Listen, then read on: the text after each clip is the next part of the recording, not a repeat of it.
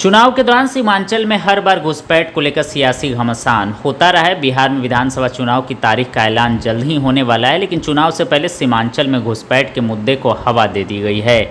भाजपा की सभा में इस मुद्दे को जोरों से उठाया जाता है, जबकि विपक्षी दल इसे सिरे से नकारते हुए नफरत फैलाने की बात करते हैं।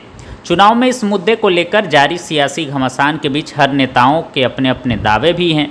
पिछले दिनों प्रधानमंत्री ने पूर्णिया की सभा में घुसपैठिए का मुद्दा अपने भाषण के दौरान जोरों पर उठाया था। उन्होंने कहा कि घुसपैठियों को देश से निकाल कर रहेंगे। 2 दिन पहले फारबिसगंज में आयोजित कार्यकर्ता सम्मेलन में देश के गृह मंत्री ने वोटर अधिकार यात्रा पर तंज कसते हुए कहा कि घुसपैठिए नहीं बचेंगे। इसके अलावा स्थानीय स्तर पर भी यह मुद्दा उठता रहा है।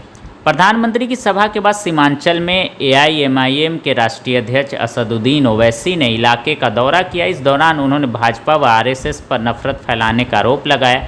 उन्होंने कहा कि 11 साल से देश में भाजपा की सरकार है, उनके कार्यकाल में कैसे घुसपैठ हो गया, सरकार कहाँ सोई थी। उन्होंने कहा कि सीमांचल में कोई घुसपैठिए नहीं रहते, बल्कि भाजपा के नेता बकवास कर रहे हैं।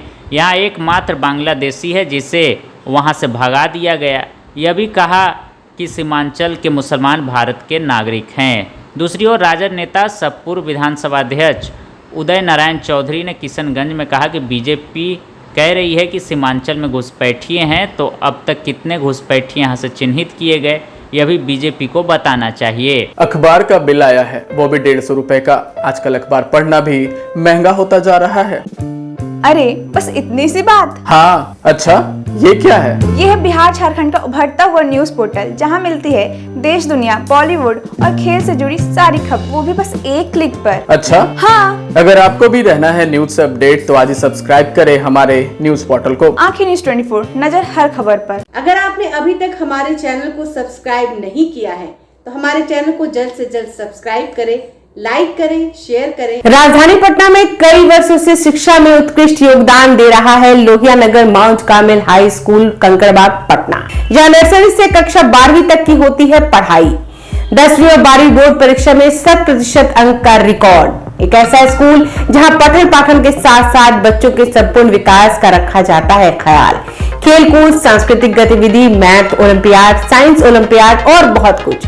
आज ही कराए नामांकन की प्रक्रिया जारी है। संपर्क करें DS/16 Gayatri Mandir road, housing board colony east, Indira Nagar, Kankarbagh, Lohia Nagar, Patna. हमारा पिन कोड है 800020।